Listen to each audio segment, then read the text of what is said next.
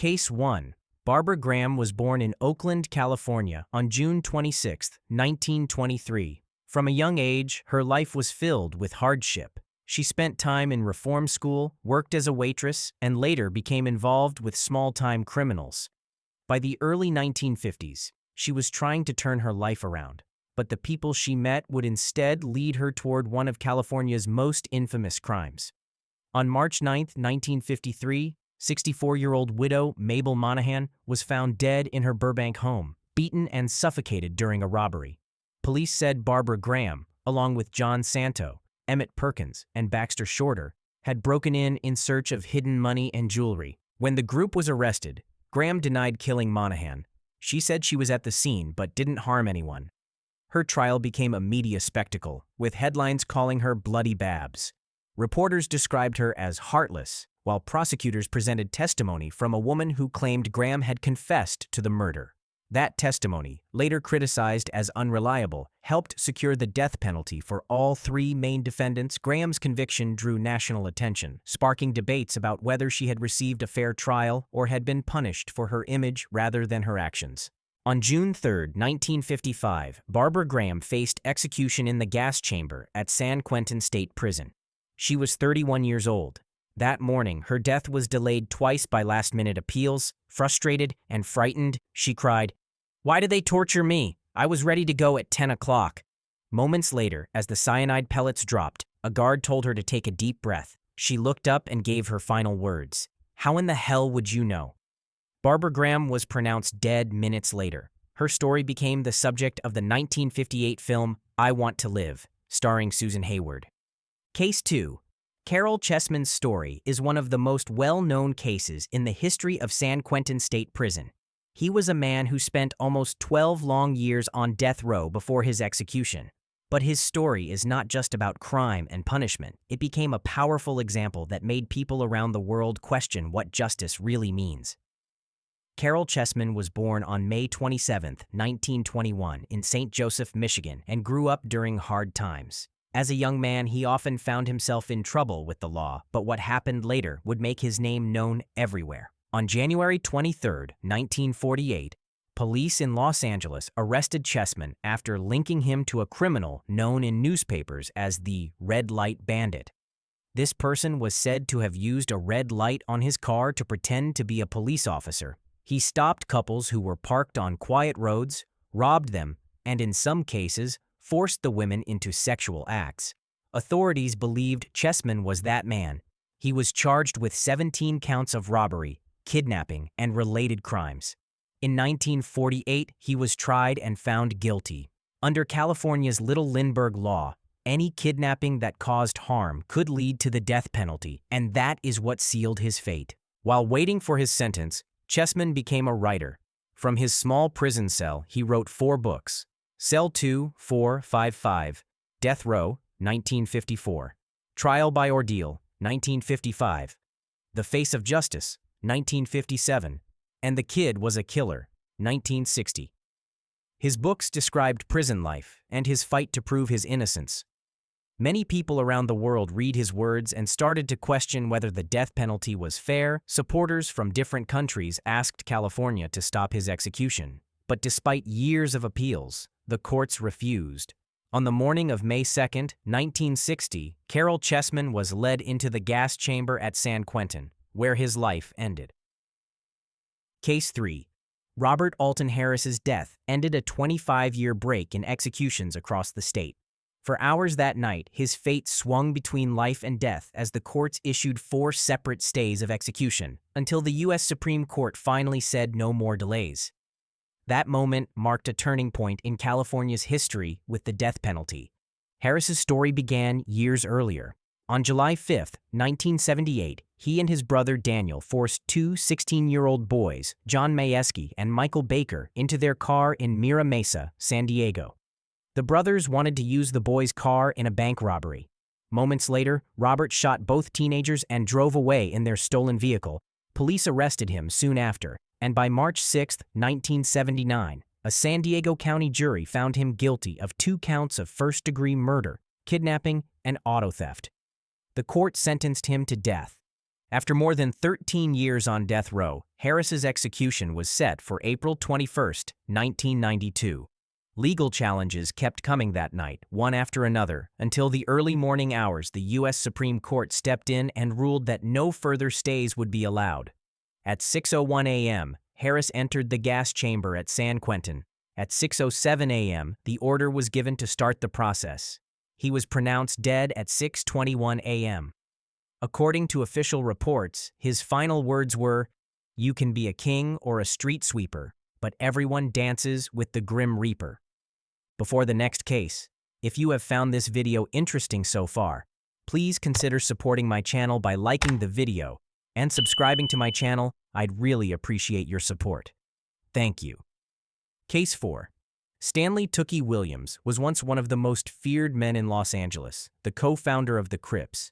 But years later, from behind prison bars, Williams tried to change his story by writing books for children and speaking out against gang violence. His life became one of the most talked about examples of guilt, change, and justice.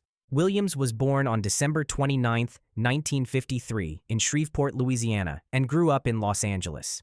In the early 1970s, he and Raymond Washington started the Crips, a street gang that spread fast through the city. On February 28 and March 11, 1979, 4 people were murdered during 2 separate robberies at convenience stores and a motel.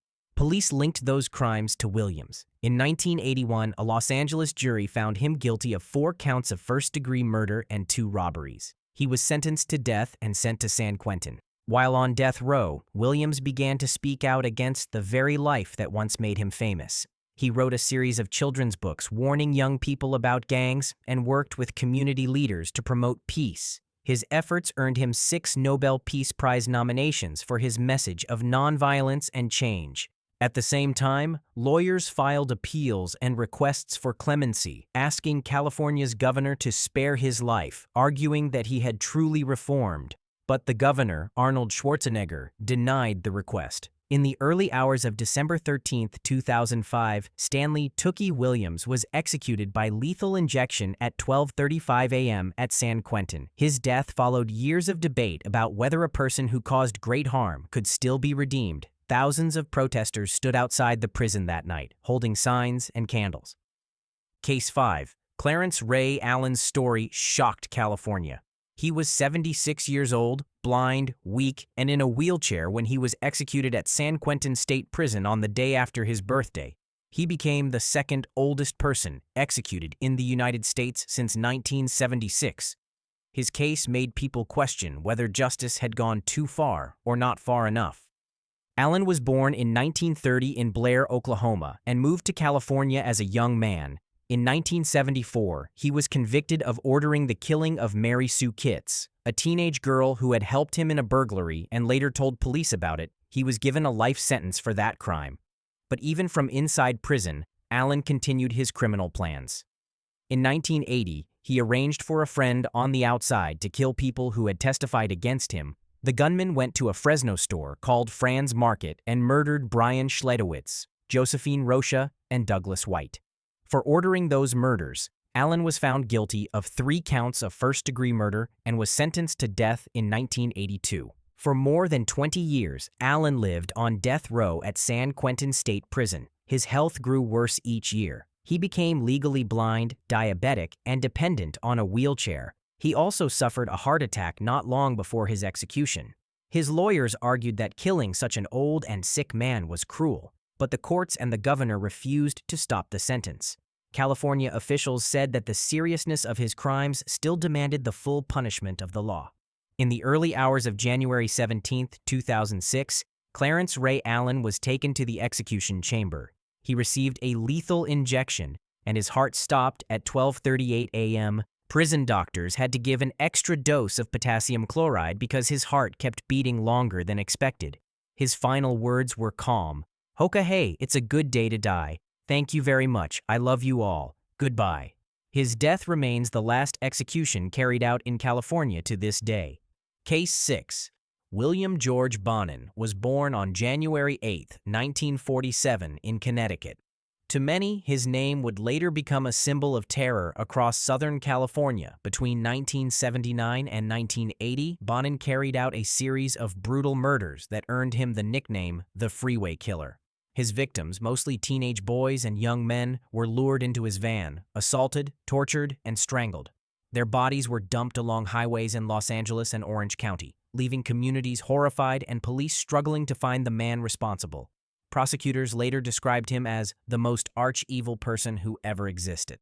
Bonin's crimes were not isolated acts. He often worked with 4 accomplices, Vernon Butts, Gregory Miley, James Monroe, and William Pugh, who helped him kidnap and attack his victims, according to official court records and his later confessions. Bonin admitted to killing 21 people. Though he was convicted of 14 murders, investigators eventually linked him to the crimes after he was caught in June 1980, when police found a young man bound and beaten in his van. The arrest ended one of California's most terrifying murder sprees.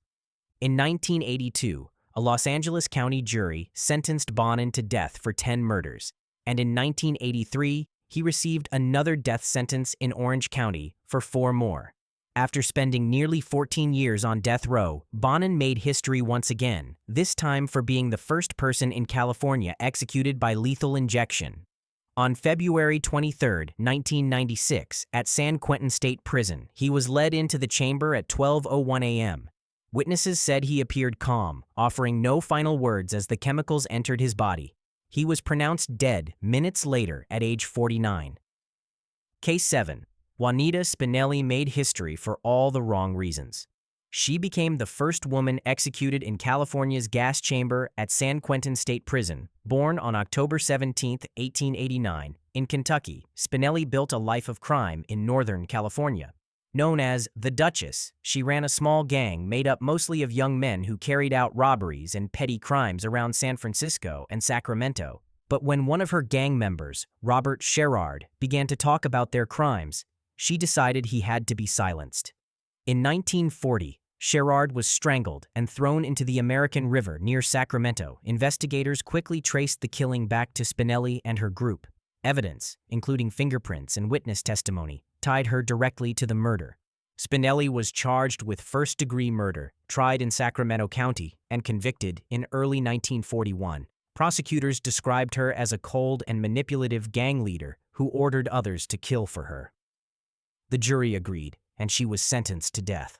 While her younger accomplices received prison terms, Spinelli was sent to San Quentin State Prison, where she became the first woman ever placed on death row in California. Her appeals failed, and the state prepared for her execution that November. At 6 a.m. on November 21, 1941, Spinelli entered the gas chamber. Reports say she remained calm, wearing a green dress, her family photos pinned under the fabric. A few minutes later, she was pronounced dead. She was 52 years old. Her body was buried at Mount Olivet Catholic Cemetery in San Rafael. Coming up next is the case of Elizabeth Duncan. But before we get into the details, please remember to like this video and subscribe to my channel. I'd really appreciate your support in helping my channel grow.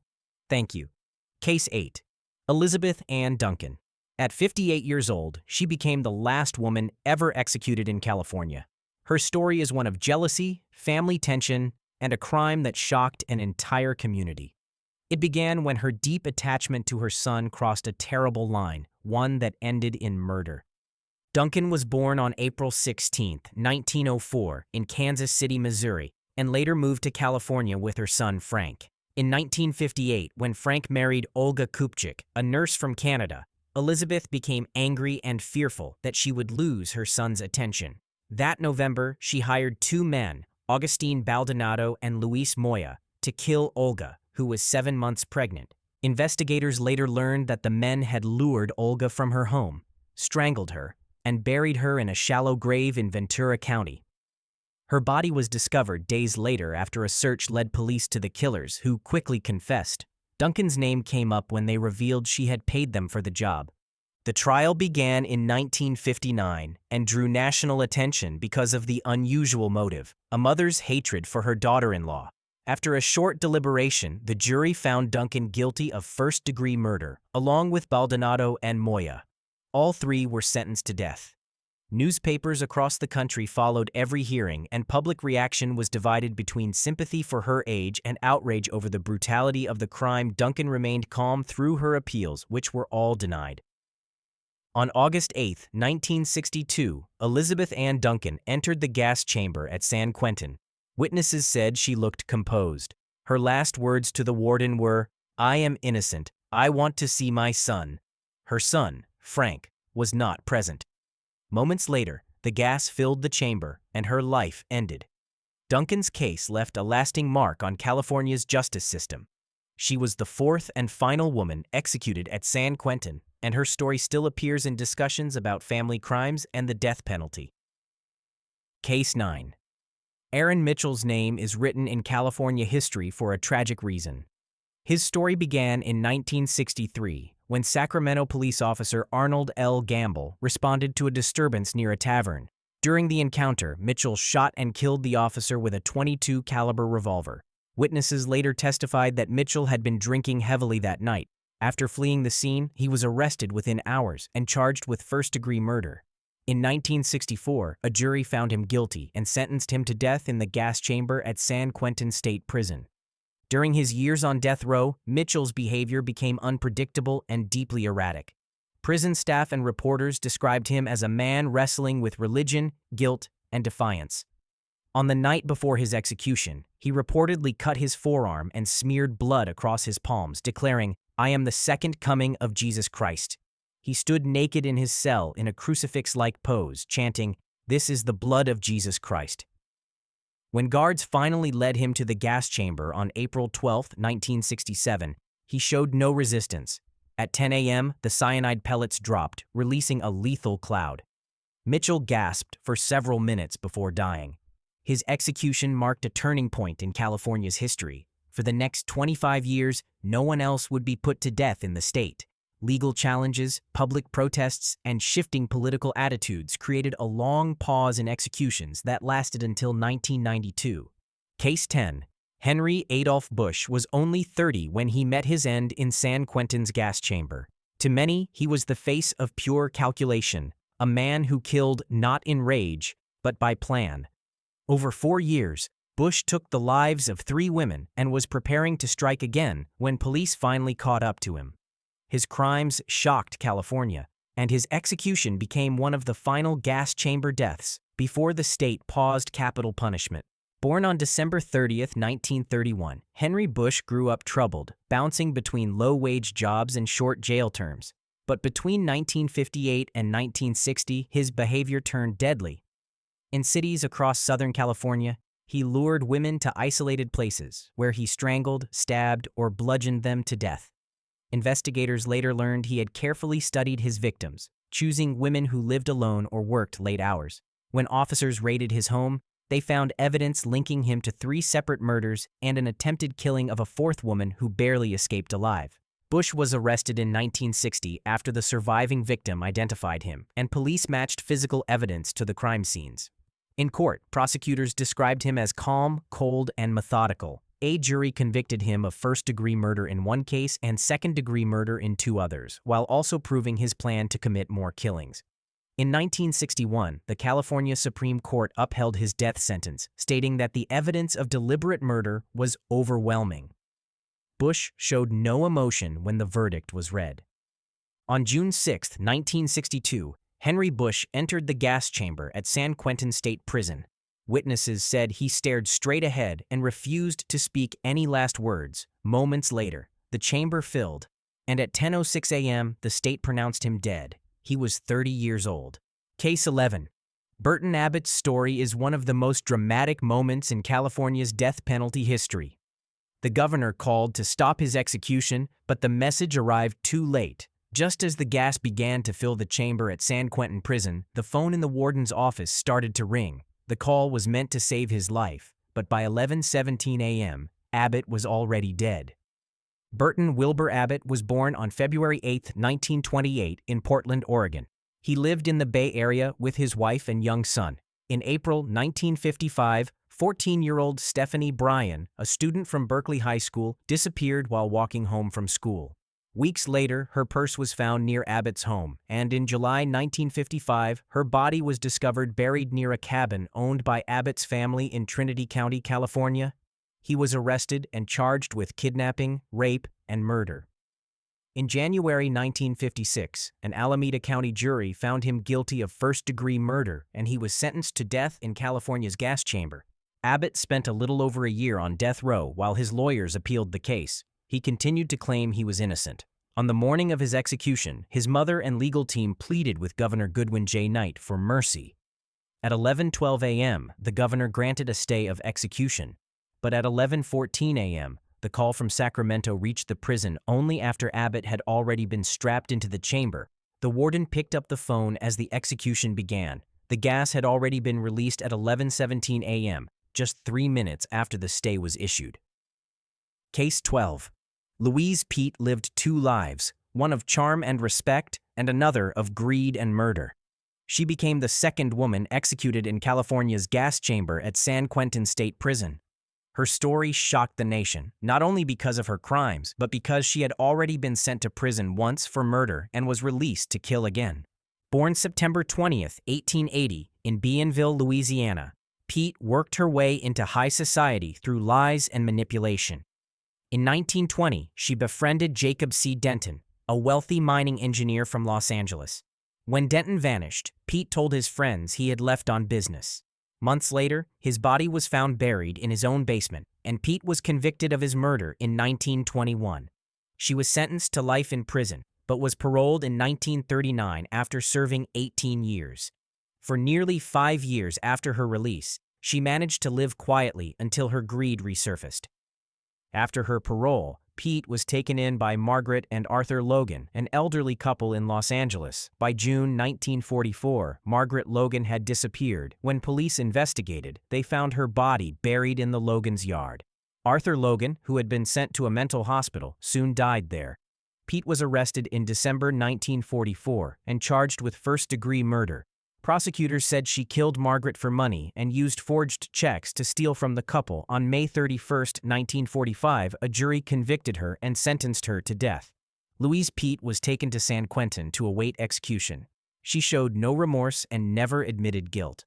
On April 11, 1947, at the age of 66, she was executed in the gas chamber, becoming one of the few women ever put to death in California. Case 13. Keith Daniel Williams was executed by lethal injection. It was just after midnight when California carried out its first execution in more than 3 years. Williams's case drew public attention because of the cruelty of his crimes and the long fight through the courts that ended with his own acceptance of death. Williams was born on June 6, 1947, in Pittsburgh, California. On October 8, 1978, in Merced County, he murdered 3 people: Miguel Vargas, Lourdes Mesa, and Salvador Macias. The victims were shot to death during what prosecutors described as a violent robbery and abduction. Investigators quickly tied Williams to the killings through ballistic evidence and witness testimony. He was arrested, charged, and later convicted on 3 counts of first-degree murder, with special circumstances. In April 1979, a jury sentenced him to death, sending him to California's death row at San Quentin. Over the next 17 years, Williams's case went through multiple appeals in state and federal courts. Each attempt failed. As his execution date approached, both his defense attorneys and death penalty opponents tried to stop the process, but Williams did not resist. According to reports, he told prison officials he was ready to die. At 12:03 a.m. on May 3, 1996, the lethal drugs began flowing. At 12:08 a.m., he was pronounced dead. Witnesses said the execution was quiet, and Williams appeared calm until the end. Case 14. Thomas Martin Thompson was born on March 20, 1955, in California.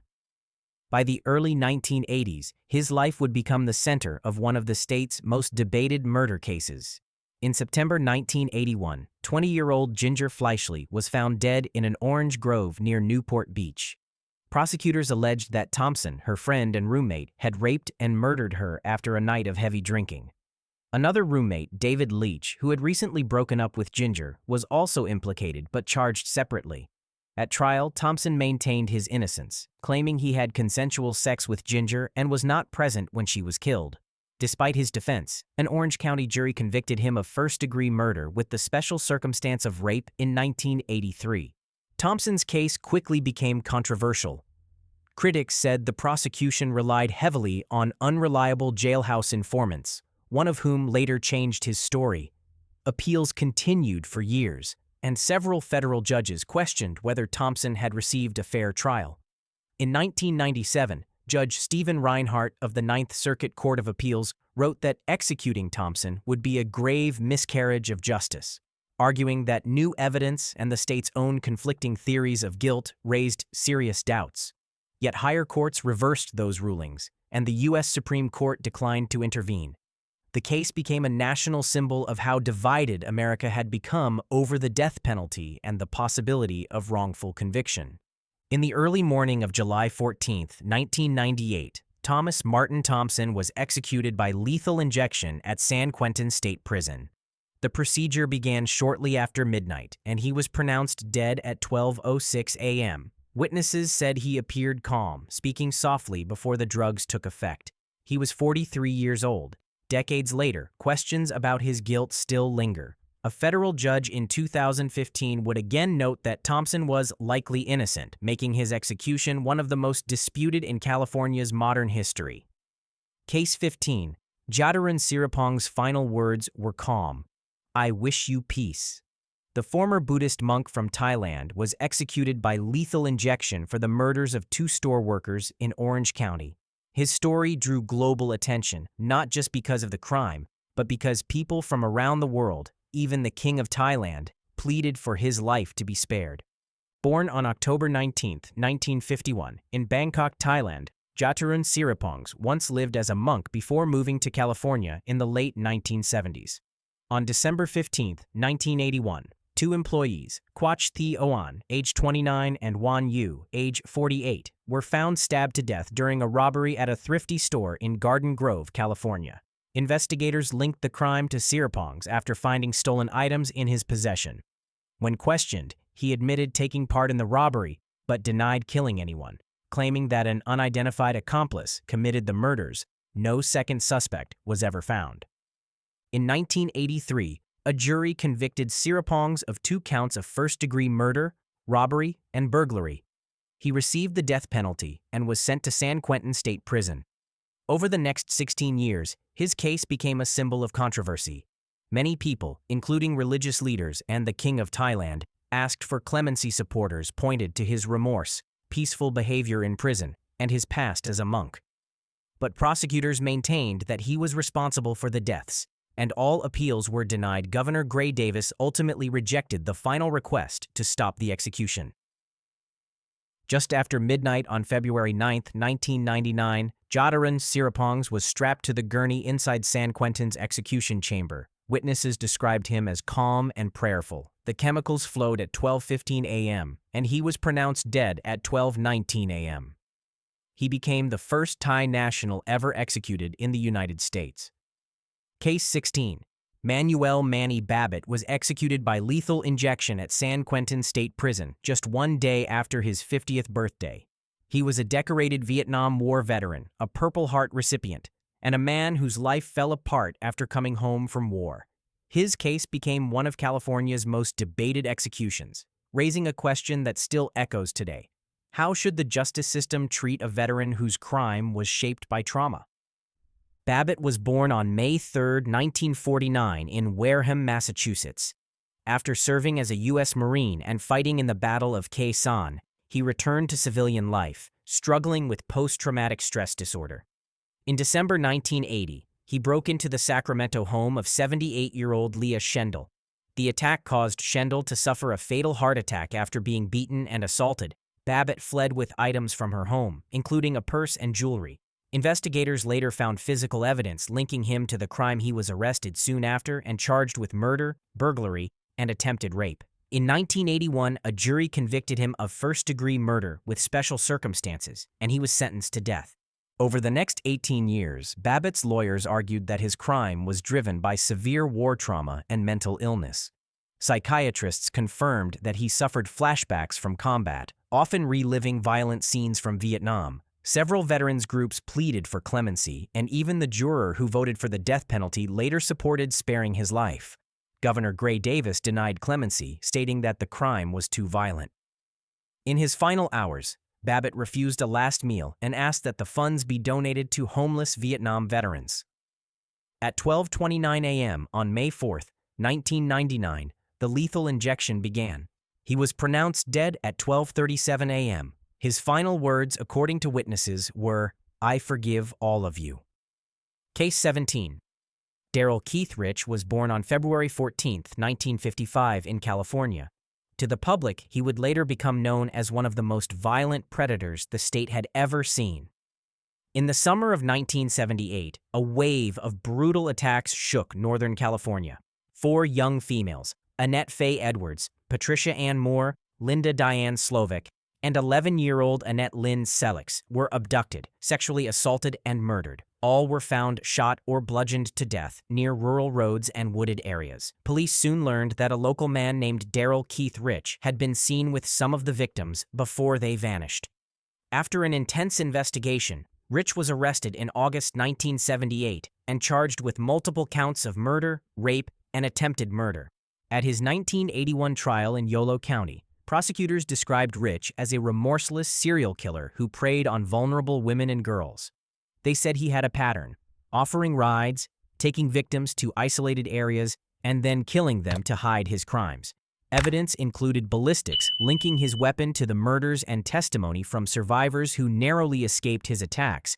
Rich was convicted of 4 counts of first-degree murder with special circumstances and sentenced to death on January 23, 1981.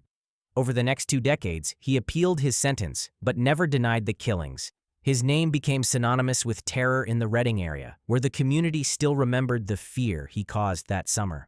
On March 15, 2000, Darrell Keith Rich was executed by lethal injection at San Quentin State Prison. The procedure began shortly after midnight, and he was pronounced dead at 12:13 a.m. According to official witnesses, his final word was a quiet peace. He was 45 years old. Case 18. Robert Lee Massie spent more than 2 decades waiting to die. His story is one of rare second chances, twice granted, twice destroyed, and of how California's justice system was forced to confront the cost of mercy gone wrong. Massie was born on December 24, 1941, in Virginia. In 1965, at just 23, he robbed and killed Mildred Weinberg during a home invasion in Los Angeles. A court sentenced him to death, but in 1972, when California briefly outlawed the death penalty, his sentence was changed to life in prison. After serving 16 years, he was paroled in 1978, a decision that would soon bring tragedy to another family. Less than a year after his release, on January 3, 1979, Massie walked into a small liquor store in San Francisco owned by Boris G. Naumoff. He demanded money and shot the owner twice in the chest. Naumoff died at the scene. Police caught Massie soon after, and he admitted to the killing. He was convicted of first-degree murder and robbery and sentenced to death later that year. The conviction was overturned on appeal in 1985, but a new jury again sentenced him to death in 1989, returning him to San Quentin's death row. After spending more than 20 years behind bars, Massie was finally executed on March 27, 2001, by lethal injection. He was pronounced dead at 12:21 a.m. Case 19. Sam Shockley and Moran Edgar Thompson were 2 inmates whose desperate bid for freedom turned Alcatraz into a war zone. Both men were serving long federal sentences when, in May 1946, they joined a violent escape attempt that would become one of the deadliest incidents in U.S. prison history. Shockley, born in 1909 in Arkansas, was known for his unpredictable behavior and limited mental capacity. Thompson, born in 1917 in Kentucky, was a career criminal and former bank robber. Together, they helped ignite the infamous Battle of Alcatraz, a 3-day uprising that ended with bloodshed, death, and their eventual execution at San Quentin State Prison. The chaos began on May 2, 1946, when a small group of inmates overpowered guards and seized control of a cell block Hoping to escape the island fortress, Shockley and Thompson armed themselves, joined the standoff, and encouraged others to fight back. But when they failed to access the prison's outer door, the plan collapsed. Federal agents, Marines, and correctional officers surrounded the prison, and a full-scale assault followed. By the time it ended 2 days later, 2 prison guards, William Miller and Harold Stites, were dead, several others were wounded, and 3 inmates had been killed. The surviving escapees, including Shockley and Thompson, were captured and placed on trial for murder and kidnapping of federal officers. Both men faced a federal jury in San Francisco in December 1946. Despite arguments from Shockley's defense that he suffered from mental illness and should be spared, the jury found both him and Thompson guilty and sentenced them to death. Appeals failed, and on December 3, 1948, the two were executed side by side in San Quentin's gas chamber. Case 20. David Edwin Mason, born in 1956 and lived most of his life in California. By the early 1980s, his name had become linked to one of the most disturbing crime sprees in the state's history. Between March and December of 1980, Mason murdered 4 elderly victims in Oakland, people who had trusted him and let him into their homes. Each killing was brutal. He beat, strangled, and robbed his victims, showing no sign of remorse. 2 years later, while waiting in jail for trial, Mason killed again, this time a fellow inmate, whom he strangled and staged to look like a suicide. These crimes eventually led to 5 murder convictions and a death sentence that Mason would later choose not to fight. In 1983, Mason was sentenced to death and sent to San Quentin State Prison. Over the following decade, he became known as a prisoner who refused appeals and took full responsibility for his actions. In interviews, Mason said he deserved to die and insisted on facing the gas chamber rather than delaying his execution. California officials confirmed that he waived all remaining legal motions, making him one of the few death row inmates to volunteer for execution. By mid-1993, the courts set his date, and he told reporters he accepted his punishment, saying he believed he should suffer for what he had done. On August 24, 1993, at exactly 12:05 a.m., David Mason was led into the gas chamber at San Quentin State Prison.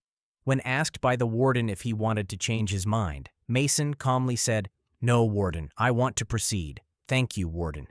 The cyanide pellets were dropped moments later, and after nearly 20 minutes, he was pronounced dead at 12:23 a.m. Witnesses described him as quiet and composed throughout the process. He was the last person ever executed in California's gas chamber, a method that was later ruled unconstitutional due to its cruelty. Case 21. Raymond "Rattlesnake" James Lisenba's crime would earn him one of the most chilling nicknames in California history. He used rattlesnakes as part of a murder plot against his wife, all to collect on a life insurance policy. But what made the story unforgettable was not just how he killed, but how calmly he planned it. Lisenba was born on March 6, 1894, in Hale County, Alabama, and moved to California looking for work and a new life. By the mid-1930s, he had already married several women, each relationship ending suspiciously. In 1935, he convinced his new wife, Mary Emma Bush, to take out a life insurance policy naming him as the beneficiary. Soon after, he put his deadly plan into action. Investigators later discovered that he and an accomplice, Charles Hope, had used rattlesnakes to bite Mary in an attempt to make her death appear natural. When the venom didn't kill her, Lisenba drowned her in a bathtub and staged the scene to look like an accident. Police grew suspicious after inconsistencies in Lisenba's story and the discovery of insurance paperwork. Charles Hope confessed, revealing every detail of the plan, including the snakes kept in a box as murder weapons. In 1939, the California Supreme Court upheld Lisenba's conviction for first-degree murder and conspiracy. Prosecutors said he had previously attempted a similar plot with another woman years earlier. Newspapers dubbed him Rattlesnake James, and his trial became one of the most sensational cases of the decade. His cold demeanor on the stand stunned observers. He never once expressed remorse for his wife's death. On May 1, 1942, Lisenba was taken to the gallows at San Quentin. He showed little emotion as the noose was placed around his neck. A few minutes later, the trapdoor opened, ending the life of a man whose crimes had shocked the nation. His execution made history. He became the last person ever hanged in California before the state switched to the gas chamber. Case 22. Vender Lee Duncan was born on February 18, 1928 in Sinclair City, Texas. By the mid-1950s, his name would become known across California for a series of violent and disturbing crimes. Between 1955 and 1957, Duncan preyed on some of society's most vulnerable, elderly women living alone in San Francisco. He broke into their homes, assaulted, robbed, and in 2 cases, murdered his victims. The brutality of his crimes terrified residents as police struggled to find the man responsible for the growing string of attacks. When he was finally caught, investigators tied him to multiple assaults and 2 murders, crimes that prosecutors said showed a deliberate and heartless pattern of violence. During his 1957 trial, Duncan was found guilty of raping and murdering 2 elderly women. Court documents describe how he targeted women in their 70s, using burglary as his entry point before committing his assaults. Evidence included fingerprints, witness statements, and stolen items recovered from his possession. The jury convicted him on 2 counts of first-degree murder, and the judge sentenced him to death. While awaiting execution at San Quentin, Duncan showed no remorse, telling prison officials that he accepted his fate. On May 29, 1959, Vender Lee Duncan was led into the gas chamber at San Quentin State Prison. Witnesses reported that he appeared calm as the cyanide pellets dropped into the acid below. Minutes later, he was pronounced dead. He was 31 years old. Case 23. Billy Cook's name sent fear down every highway in America. Between December 1950 and January 1951, this young hitchhiker turned cold-blooded killer went on one of the deadliest cross-country sprees of the 20th century. A husband, wife, their 3 children, and a passing motorist all lost their lives before Cook was finally caught. Less than 2 years later, he paid the ultimate price inside San Quentin's gas chamber. William Edward Billy Cook was born on December 23, 1928 in Joplin, Missouri. His childhood was tragic. After his mother's death, his father abandoned the children, leaving them to state care. As a teenager, Cook grew bitter and violent. In December 1950, while hitchhiking near Lubbock, Texas, he was picked up by Carl Mosser, his wife Thelma, and their 3 young children. Days later, the family vanished. Their bodies were found dumped in a remote desert area. Cook had shot them all at close range and stolen their car to continue his flight west. Heading into California, Cook kidnapped another motorist, Robert Dewey, forcing him to drive at gunpoint before shooting him dead on the roadside. He later held a deputy sheriff and a fellow traveler hostage before fleeing across the Mexican border. After a 22-day manhunt, police captured him near Santa Rosalia, Baja California, on January 8, 1951. The U.S. demanded his return, and Mexican authorities handed him over to face murder charges in California. Cook was convicted of first-degree murder for killing Robert Dewey and sentenced to death. On December 12, 1952, at 10:02 a.m., he was executed in the gas chamber at San Quentin State Prison. Witnesses said his final words were filled with hate. "I hate everyone's guts, and everybody hates mine." Billy Cook's crime spree left 6 people dead and inspired the 1953 film The Hitchhiker. Case 24, Lloyd Gomez. Newspapers called him the Phantom Hobo Killer. His name struck fear across California's rail yards and homeless camps in the early 1950s, where a string of brutal murders left investigators hunting for a man who seemed to vanish after every crime. Gomez was born on December 6, 1923, in Caliente, Nevada, and grew up drifting between states during the Great Depression. By 1950, he was living among migrant workers and homeless men who camped along California's freight train routes. Between 1950 and 1951, Gomez murdered at least 9 men, most of them homeless drifters he met near rail lines in cities like Oakland, Stockton, and Sacramento. He used rocks, hammers, and blunt objects to crush their skulls, often robbing them of small change or personal items before disappearing into the night. The killings continued for months with no clear suspect, leading police to believe a transient serial killer was targeting the state's most vulnerable men. Gomez's downfall began on January 15, 1952, when police in Stockton noticed him walking with a long scar across his face, the result of a recent fight. When questioned, he confessed to multiple murders without hesitation. His detailed confession stunned detectives, who said he described each killing calmly and precisely. In 1952, he was charged with one confirmed murder, that of Warren Hood Cunningham, and sentenced to death. The California Supreme Court upheld the conviction in June 1953, noting his clear awareness of his crimes despite his transient lifestyle. On the morning of October 16, 1953, Lloyd Gomez entered the San Quentin gas chamber. Witnesses said he appeared emotionless as the cyanide gas filled the room. Within minutes, the man who had haunted California's train yards for years was gone. Case 25. Harvey Glatman, known as the Lonely Hearts Killer and the Glamour Girl Slayer, used a camera, charm, and lies to lure his victims. What started as a promise of modeling work ended in cold-blooded murder. His case remains one of California's most haunting crime stories. Glatman was born on December 10, 1927, in the Bronx, New York, and moved to Colorado before eventually settling in California. He had a long history of troubling behavior and had served time for assault before his killing spree began. In 1957 and 1958, Glatman posed as a professional photographer looking for models. He would meet women through newspaper ads and dating services, claiming he worked for a magazine. Once alone with them, he tied them up, took photos, assaulted them, and then strangled them. His known victims included Judith Dull, Shirley Ann Bridgeford, and Ruth Mercado, all young women who thought they were starting modeling careers. He dumped their bodies in remote desert areas outside Los Angeles. Glatman's crimes came to light in October 1958, when a woman he had kidnapped managed to escape and alert police. Officers arrested him after a brief chase inside his car. Detectives found his rope, camera, and photos of the victims. During questioning, Glatman calmly confessed to the murders, even guiding police to the desert sites where he left the bodies. He showed no remorse and told investigators that killing was something he had to do.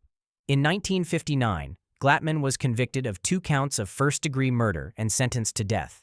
Unlike most death row prisoners, he refused to file appeals. He even wrote to the court saying, "I only want to die." On September 18, 1959, at the age of 31, Harvey Glatman entered the gas chamber at San Quentin. Witnesses said he accepted his fate without fear. Case 26. Agustin Baldonado and Luis Moya were 2 men whose names became forever linked to one of California's most shocking murder cases. In 1958, they were hired by Elizabeth Ann Duncan, a 54-year-old woman from Santa Barbara, who wanted to stop her son's marriage in a deadly way. Her son, Frank Duncan, had secretly married a young nurse named Olga Kupchik Duncan. Elizabeth was furious. She couldn't accept that her son had chosen another woman, especially one who was 29 years old and pregnant. In her anger, she made a plan that would destroy 3 lives forever. Elizabeth offered money to Baldonado and Moya to kill Olga. The 2 men agreed, taking the promise of quick cash in exchange for a terrible act. Late one night in November 1958, they drove to Olga's apartment. Pretending they needed to talk, they lured her outside, forced her into their car, and drove her toward Ventura, California. There, in a quiet, lonely area, they beat and strangled her before burying her body in a shallow grave. Olga's friends and co-workers soon noticed she was missing, and police began searching for clues. Investigators worked for weeks before finding the grave and uncovering what had happened. The evidence led straight to Baldonado, Moya, and Elizabeth Duncan.